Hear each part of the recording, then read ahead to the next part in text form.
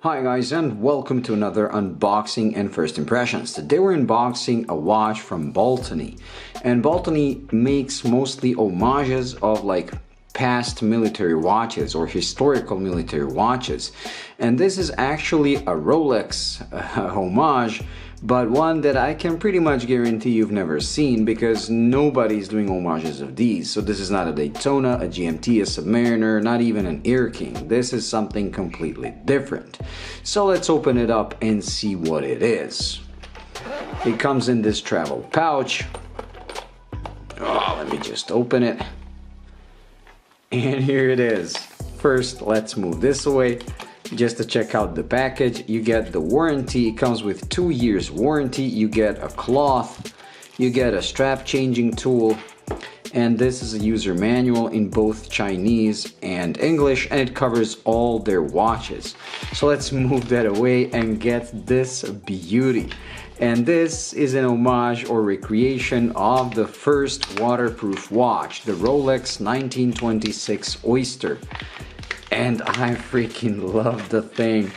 So they contacted me and they told me that they would like to be featured on my channel. I get to choose whichever model I want, and they have like a lot of like the W11, chronographs, military, all those popular models that we've seen so many times. But when I saw this, I knew I have to order this one. I've never seen something done like this, and look how beautifully done it is. This is a $169 watch, and I have to admit it's a pretty cool recreation of the Roolex Oyster. Look at the thin case.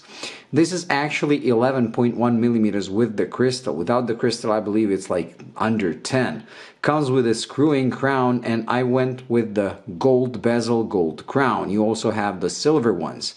So screw-in crown, 100 meters of water resistance, and this one is powered by the ST1701 Sea-Gull movement that they actually regulate to plus minus 15 seconds a day, which is pretty amazing. So this is an automatic. They also have a manual wind version. They have a Miyota 9039 powered version, which is slightly more, I believe 200 and something. And they also have a quartz version. This one is one of the cheapest, and I absolutely love it. I cannot believe that this is like on an automatic, but so thin. 36 millimeters in diameter, 43 millimeters lug to lug. Like I said, 100 meters of water resistance, sapphire crystal domed with anti-reflective coating, super luminova. You have a choice of a leather strap or a metal mesh bracelet, which is, I believe, like $20 more. So let's put it on my wrist. To see, my wrist is 6.5 inches. We're going to do a loom shot, and that's going to be it for this unboxing and first impressions. So do stay tuned for the full review. I can't wait to put this under macro. Like this, the polishing and everything looks very, very good. Now, the Oyster was the first waterproof watch. It was made by Rolex, and later that turned into those cushion cased divers that Panerai made, or should I say Rolex made for Panerai. So here it is on my 6.5 inch wrist. It does have, like, it looks long, but look how thin it is. It looks almost like a manual wind watch.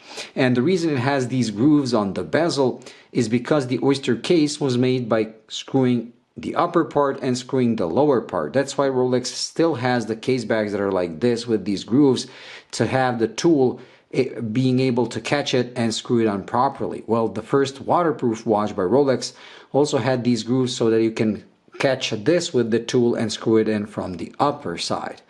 Very nice. I do love the fact it's all polished. I'm usually not a fan of all polished watches, but in this case, I absolutely adore it. Very cool.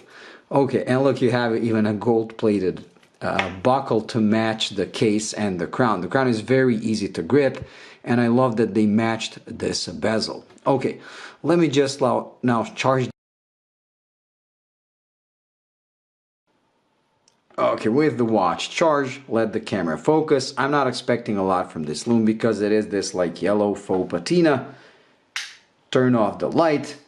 But surprisingly, the loom is actually amazing. Here it is next to the Submariner, and as you can see, it's really, really strong. Slightly stronger on the hands in person and on camera, but I don't mind it, especially considering the price.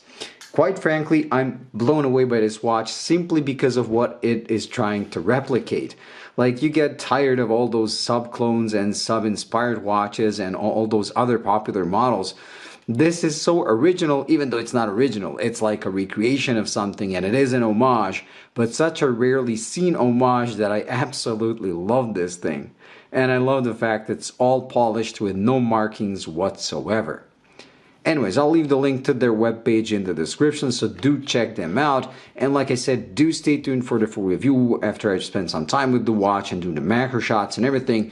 I will test the accuracy since they do claim plus minus 15 seconds a day. It's not much, but it's better than a Seiko.